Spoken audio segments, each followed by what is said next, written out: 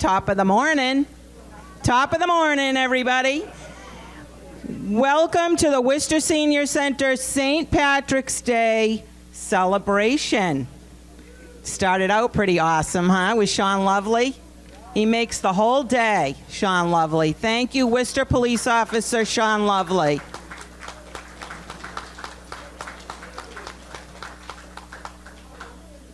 Thank you to our volunteers, Dot Sweeney, Steve Duke, and the entire Elder Service staff today.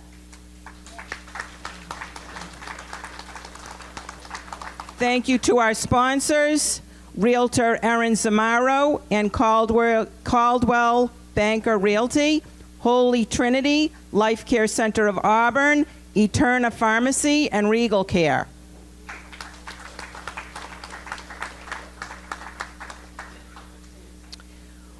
We begin our program and we welcome Erin Zamaro, the chairperson of the Worcester St. Patrick's Day Parade, who will introduce our distinguished speaker and Grand Marshal.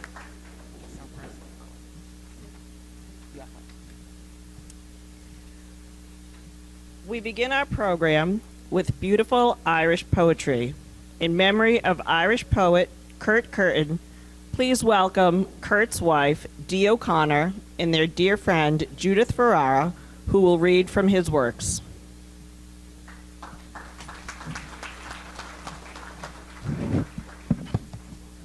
Testing? That coming through? Thank you again for having us back to read Kurt's poetry.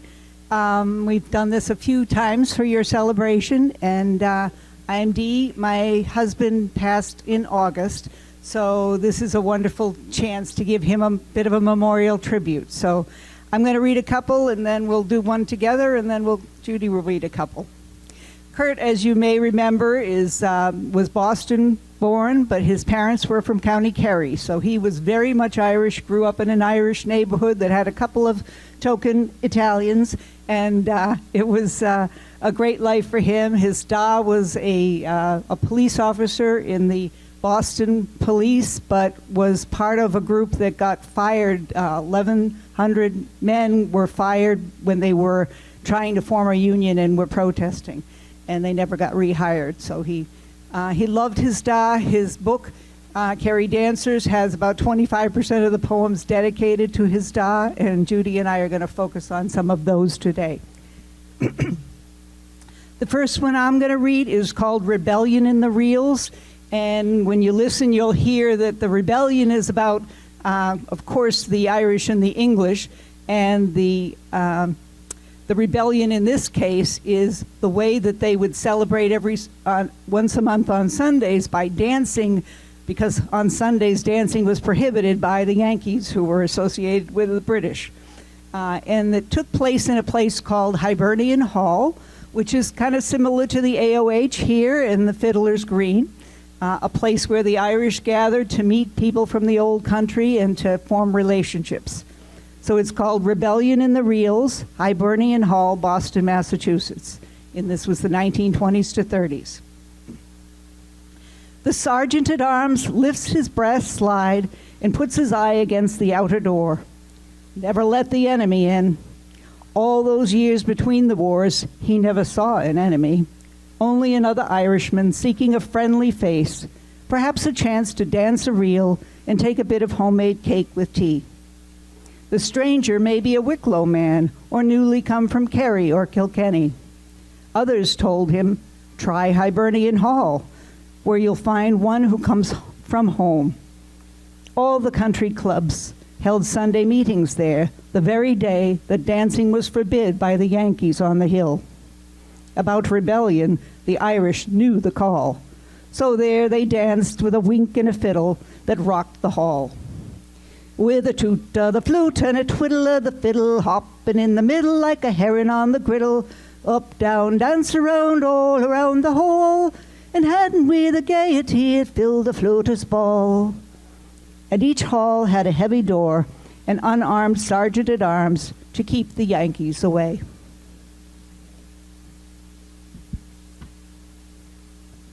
The second one that I will read is called Da, and I had the opportunity with Kurt to go back to see where his father lived, so this comes from that memory. Long after he was gone and the fallow field of memory begun to green, I went to see the small farm in Kerry, perhaps to retrieve the boy my father was, the one yearning in the priceless green for another place where dollars were said to grow on trees. Perhaps to retrieve what may have grown unseen in the field of my callow years. I needed to touch his heart and mine, some way that rarely seemed to be in the 3-decker house stacked by the railroad tracks in Boston. I recalled a photo taken many years ago of a little stone home with a window, a door, a roof of thatch, and the whole thing askew, clinging alone to a rocky hill. There was that, and a slow learning that bends remembrance to love. The old stone house was gone. In its place, a bright new home my hearty cousin owned. The hills don't change, so Patty brought a glass to toast relation, as if nothing but the poverty had gone. I drank the Kerry dew, the honest talk, words distilled by stone, and the green growing memory. Thank you. And this poem is in 2 voices, so Judy and I will read together this one. When I was 12, my dad told me a story. I don't remember why. Cause belongs to the one who chooses.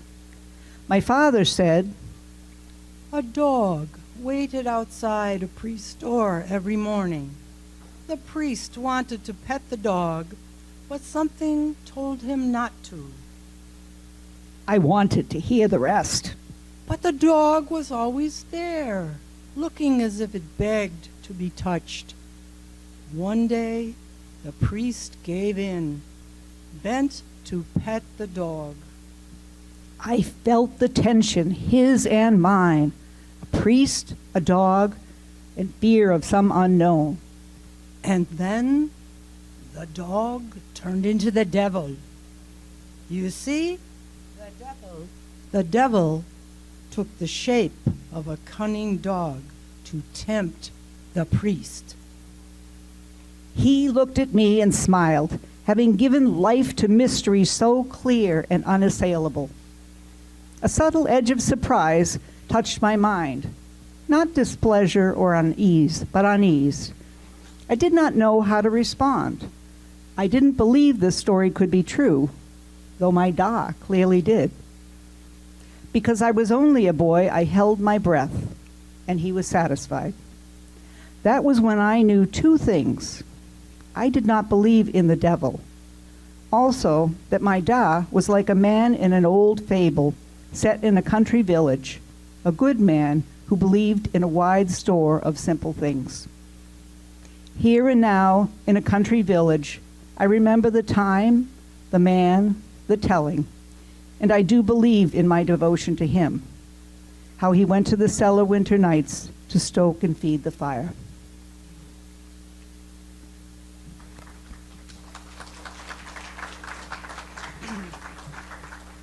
We tell stories about our parents. We remember gestures and other people, relatives.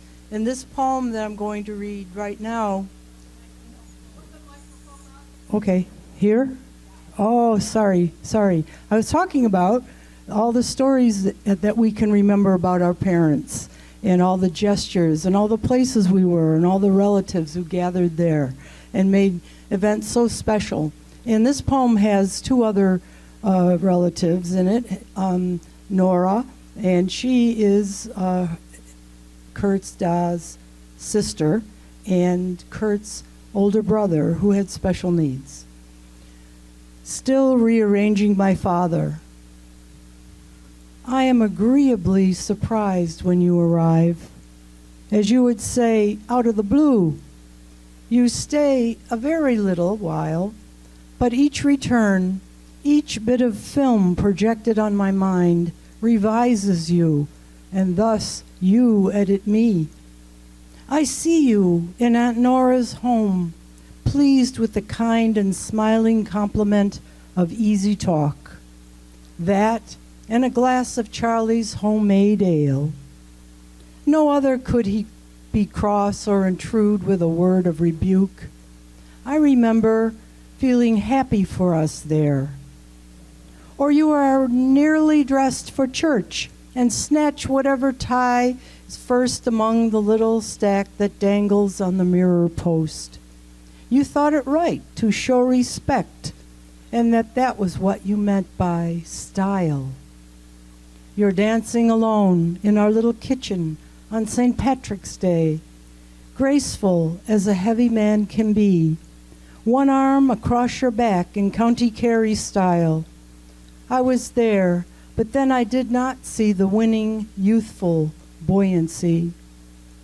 I see an older brother on your lap. You read to him a tale he understands. He understands a special kind of love that's his alone. And even now I cherish a little jealousy, happy for his gentle heart, and wish a little I were seen in simple need. All these arrive like time released to set your image right, reflects a light out of that little cellar space where night was easy. And the next poem takes place again on St. Patrick's Day at Aunt Nora's in South Boston. And mention is made of Mayor Curley. Is there anyone here who remembers who Mayor Curley was in Boston? Raise a hand if you remember. I certainly do. He was a famous, famous politician. St. Patrick's Day Parade, South Boston, 1946. I remember it well. Around the corner from Nora McGonagall's flat, where the British once fired on the heights, girls in green pranced in front of high school bands, and the flags of red, white, and blue, and green, white, and gold were a sight to excite a boy and his da. Ah, but to Da, who stood in the cold March air, when the purple shamrock striding by all came smiling by, the moment Da had come for, Da began to shift his ample weight. Then, just as the mayor arrived, Da boldly strode out into the street, his rough hand held out far to meet the king of the Boston Irish. Curly smiled as at a friend and grandly shook the hand of the man who shook the hand. Oh, then when my father turned, it was a man transformed, taller, all the tension gone, and everybody knew that he was grand and held electric in his hands.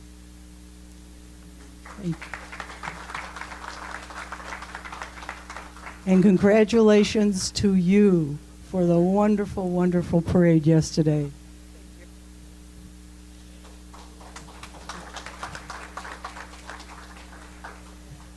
Well, thank you both very much, and thank you all for coming today. I hope you got a chance to maybe see the parade in person yesterday, or maybe you got to watch it on TV. If you did miss it, Spectrum will be rerunning it again tonight at 8 p.m. and also next Monday at 8 p.m. on Spectrum TV, and it's about 2 hours long, I think, 2.5 hours. And now I'd like everyone to welcome Catherine Kate McAvoy, who is our 2025 Parade Grand Marshal.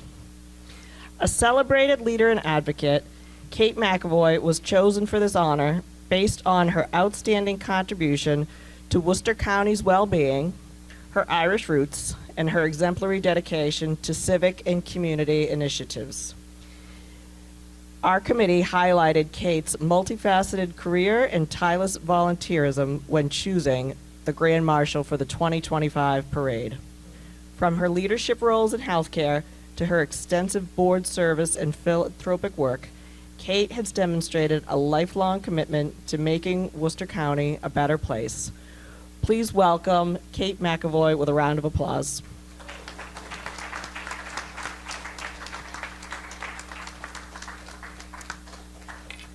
Good morning.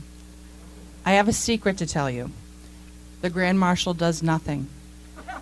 The parade committee and the parade chair work tirelessly all year long. And the work they do in putting together such a phenomenal experience can't be understated. So I know there are some folks here in the room that have been on parade committees in the past here for Worcester. And also, I think we need to give the biggest round of applause to our friend Erin Donahue Zamaro, for all the work she does. And a quick commercial. She just sold a house in my neighborhood in one day for over asking price, so she's a great realtor too. Just in case you need one. I would like to just say good morning to former City Councilor Gary Rosen and to school committee member at large Sue Mehlman. Thank you for joining everyone this morning. So I have a few minutes to share some thoughts this morning, and I really wasn't sure what I should talk about. But then it hit me. The one thing to talk about is our city, our community, and how things like the St. Patrick's Day and the Columbus Day Parade, the beautification of Shrewsbury Street, the Southeast Asian Coalition, and so many other entities come together. And that's the spirit of our community and the spirit of teamwork. We have been, I've lived in Worcester my whole life, and I'm a fifth generation Worcester person. So in the early 1800s, my family came here from Ireland before the famine and came to Worcester and worked modestly, had very modest lives throughout their generations. They went to war, they fought for our country, they worked at the phone company, and bought a small house and paid for their kids' education, and then my generation was born. And one of the things I think we've all tried to do is look back at all the hard work that our parents and grandparents did to help pave the way for us to have a much more robust and easier future. And it's a legacy that every nationality shares when they come to this country, and it's something we should be so very proud of. In Worcester, we've always been the second largest city in New England, but we've doubted ourselves an awful lot. I think it's easier sometimes for us to recognize when someone else tells us how important we are and why, and it took me a while to realize that we had an inferiority complex, that we didn't give ourselves the credit that the city of Worcester deserves. When I was about 20, when I was in college, I started doing a lot of volunteer work externally. I did some in high school, but I took it up a notch. And I was really surprised to see a number of people who had a vested interest in our city who weren't singing the praises of the positives. When I would see someone come from outside the community and move in, they would have all these things to say about the city that I guess I hadn't realized or hadn't been able to think about in those terms, and it surprised me that we had all these things that were wonderful. We were a melting pot. We've actually been written about for decades now, since the early 1900s, as being one of the best melting pot cities. I think we call them gateway cities now, but one of the best melting pot cities in the nation. We're a proud city. We're a city that, because of its location, which is halfway to everywhere truly, and in between ocean and mountain and right smack dab in the middle of railway and everything, that was foundational during the Revolutionary War and was foundational during the Industrial Revolution. And here we are. We built factories and we built jobs and we brought so many people to our community to come and work, which was really amazing. And as those factories and the world started to change in the 60s and 70s, our community had to once again reinvent itself and figure out who we were next. And I think that's really what threw us for a loop. It was at that time in the 70s, 80s, and 90s, we couldn't quite figure ourselves out. But as people came, I heard things like so many locally owned businesses, so many people that volunteer for things. You have so many public parks and green spaces. You have such a committed set of parents of children in the Worcester Public School System. You have wonderful community servants. You have the best highway infrastructure you can get anywhere from here. You can commute to 5 different capital cities all around you and have that be a realistic option. And I was really impressed and I loved it. The next thing that really struck me, and this was working on Shrewsbury Street at Worcester Magazine and Worcester Business Journal in the mid-1990s. Who here remembers Shrewsbury Street in the early 1990s? You weren't hanging out at Shrewsbury Street too much in the middle of the night, but a lot of business owners got together and said, we can do better than this. We can pull ourselves together, we can put money together, we can beautify our streets, and we can try to build a community that we believe is possible. And they did, and bit by bit, restaurants started coming in and building, and we have one of the best dining destinations in all of New England, I would say in all of the Northeast. And the same thing happened with the Canal District. Bit by bit, people invested, they stayed the course, they worked hard, and our local businesses, not chain restaurants, but our local businesses and restaurants and retail came together and started to build these amazing districts, which is phenomenal. Which leads me to the St. Patrick's Parade. About 45 years ago, in 1981, a group of people looked at some of these unbelievable celebrations that happened in other Irish-rich cities. And everyone is Irish on St. Patrick's Day, so there are even more Irish people on St. Patrick's Day in a city like Worcester. And they said, well, geez, why don't we have a St. Patrick's Day here too? Now, I don't think anyone working in 1981 could have imagined how big this amazing event would become and how many people would be flocking to it each year. But it's grown year over year consistently into this unbelievable event. How many people saw the parade this year? Biggest one since before COVID. That's a lot of work, Erin. I think everyone else is sleeping in this morning, except Erin. But it happens with a group of dedicated volunteers. And we have to keep telling our young people that we need them to help too in showing them the way, because passing that torch is so, so, so important. This small parade that came down Main Street, I remember there was a woman on a camel, and I thought that was the most amazing thing I had ever seen in my entire life when I was 8 or 9 years old. This has turned into something that brings people from all over Worcester County and from other states into our city. Last night, you couldn't get takeout at half the restaurants in the city without an hour wait because there were so many people hanging around after the parade.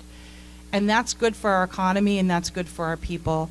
And we're able to show the best of who we are to everyone who comes. What an opportunity. But it doesn't happen by itself, and it doesn't happen easily. And it's people like everyone in this room who have volunteered for one thing or another throughout your lives, and folks like Erin who keep doing that work for all different things, more than just the parade, that bring those 150,000 people here each year. Rain, shine, warm, wet fog like yesterday, and bring the 3,000 people and the 131 entries. 131 entries this year to come together and march down the street. If you haven't experienced it, it's the best sense of community I've ever seen. Everyone's laughing, everyone's having fun. Yesterday we looked like we'd all been swimming, but we still had a wonderful, wonderful time as we got things set up. And then when you start to walk down that route, there are so many generations of people and so many kids, so many new Americans, so many old Americans that are there celebrating, and they can't believe how fortunate we are to be in a community that cares so deeply about its people that we have celebrations like this. So that's primarily what I wanted to share today. And I wanted to thank everyone for, again, being a part of that. I wanted to take any questions if anyone has them, and share how important it is that we tell people and we welcome them into our opportunities to volunteer, and we help them find their way so that they can take these mantles on and do the work that we've all done. Erin and I are young, but we're not getting any younger, and we need a lot of folks to help out. Your presence here at the Senior Center and being a part of this wonderful institution is also part of that community, and it's really magnificent that you all come to this resource every single day and celebrate it and help it become a richer part of the fabric of Worcester for everyone who comes. So that's brief, but I thought maybe I could take any questions about the parade, or Erin could. We could share any interesting stories about that. I don't know if that was too short. I feel bad.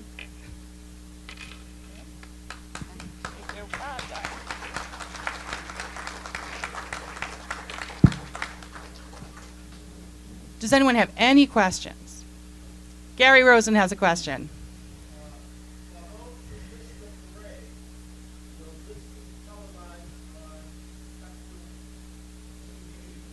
It will. It will. So if you're in Worcester, it's Charter Spectrum Channel 1.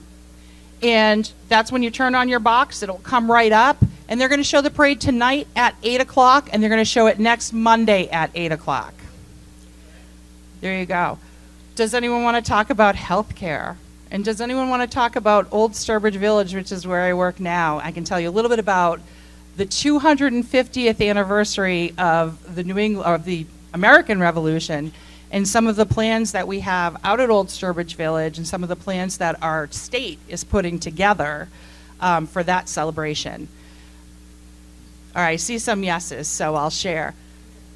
One of the things that we really forget that we have as a very important part of where we are in the world and in our country's history is that geographically, and also in this period of time, we're kind of where it all started and spread from. And we all know that. We know about the Revolutionary War and whatnot.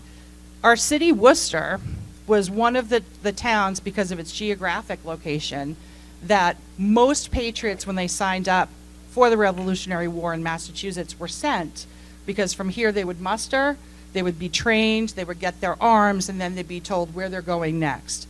But they would come from Boston, they would come from Springfield, they would come from Vermont and New Hampshire, and Worcester would be one of the most central points. And that history is so, so, so rich. And we have such unique cultural institutions throughout our community, and I'm sure you've all been able to experience many of them, that help us experience and share that information out. So I've come to Old Sturbridge Village in the past 2 months. I think I started in December there. And I'm handling their government relations. Everyone needs someone to talk to the legislators, especially a historic institution. A lot of dollars come from the government, or used to come from the government, to help us preserve the things that might not have the support to be preserved. It's easier sometimes to build something new than rehab something that's a little bit older. If you've ever had a knee replacement, you probably know that's true. So at Old Sturbridge Village, I've had the privilege of working with a lot of our senators and a lot of our representatives in talking not just about OSV, but talking about what the next 2 to 3 years are going to be for the village. When we look nationally, Old Sturbridge Village is no surprise to anyone in terms of what they do. We all have heard about Colonial Williamsburg. We've all heard about Winterthur and these massive colonial era institutions. But Old Sturbridge Village is world renowned and one of the most appreciated, recognized national historic institutions for its period, which is a rural community right before the Industrial Revolution. So colonial in Revolutionary time is a little bit before them, but their sweet spot is before machinery and factories started to come in mass, and they tell that story really well. Has anyone here ever heard of a documentary filmmaker named Ken Burns? He wrote baseball, he had a wonderful, wonderful thing. Well, he's a very good friend of the village, and he's been helping us pulled together what we think will be some really amazing programming for next year. And his feeling is you have some wonderful things you can talk about with the revolution in mind, but even more exciting, you can talk about the first 50 years of our country, because that's when this idea came together. So I don't know that anyone thought would win the war. I don't think we thought would win our independence, but we did. And then all of a sudden, this theory, this idea of this shared decision-making in government and this shared representation had to be put to the test. And we had to see, how is it going to actually work? And how are we going to finance it? How are we going to do it? So those are the stories that are told at Old Sturbridge Village. And it's one big part of what the state has planned, and actually the whole region of New England. The expectation is that there will be 1 billion people coming into the U.S. next year to celebrate the 250th.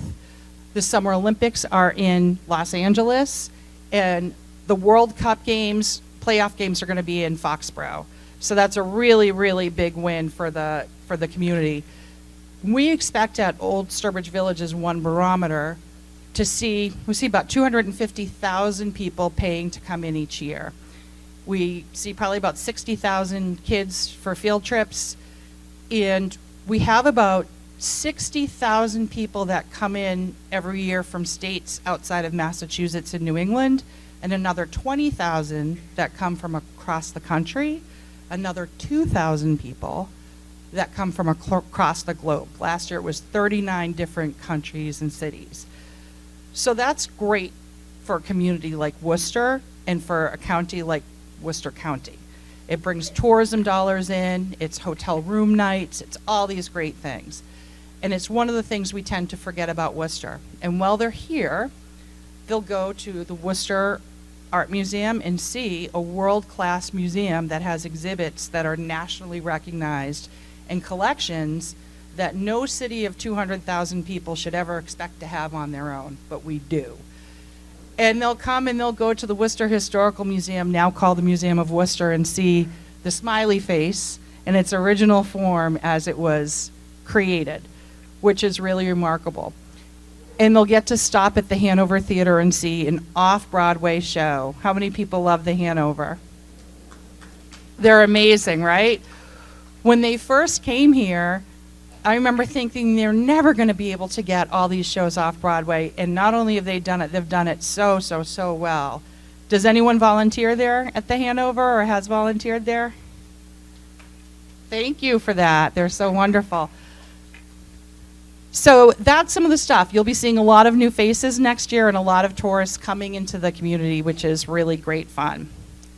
And as for next year's parade, there's a lot of great things that you guys can be involved in.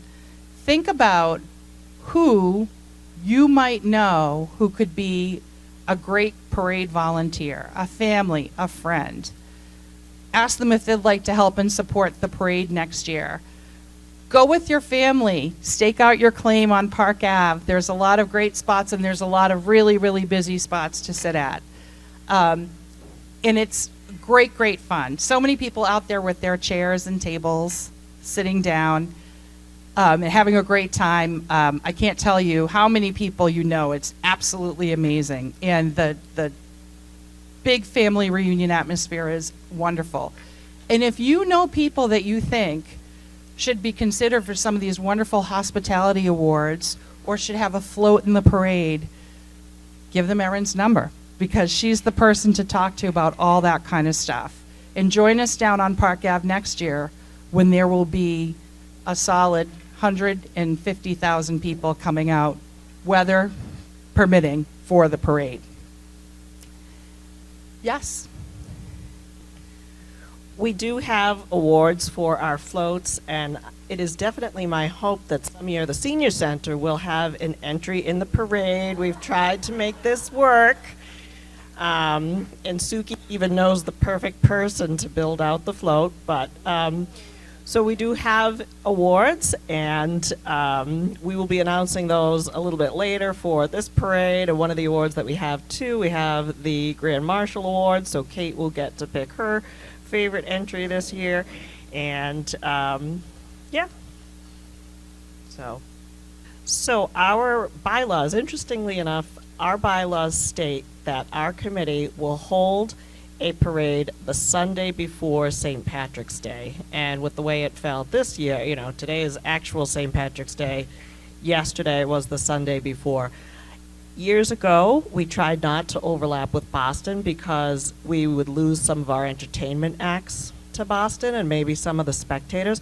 That's less of an issue now. Many of the acts that we have, because they're from central Massachusetts, they stay with our parade. If anything, we would be more likely to lose people to the Holyoke Parade. The Holyoke Parade will take place next week. That's a huge parade, so we'd be more likely to lose acts to that, like the Shriners would probably go to Holyoke rather than Worcester. But so it doesn't have anything to do with daylight savings time or the Boston Parade. It's the Sunday before St. Patrick's Day. We talked about having it last week, March 9th. It's a good thing we didn't because it was freezing and the wind was, like a hurricane. And it was also our hope, too, that by sticking to this kind of later weekend closest to St. Patrick's Day, that we would get a little bit better weather. And I think we got it. Yeah. So, and one thing we do, we have a lot of community groups that come along. I will say what Kate was saying, one thing we always need, we constantly need volunteers. And one thing I would love to have is a couple of volunteers who could ferret out some of those New England groups and invite them, because part of it is just getting the word out to these people, getting the word out to them, hey, we see what you're doing, whether it's music or whatever it could be, and getting them to the parade. So it would be great to have people come on board and just, it's a lot of work. It's to make those phone calls, send those letters or send those emails, but to find them. And I will say our operations chairperson, Leo Quinn, he's 95.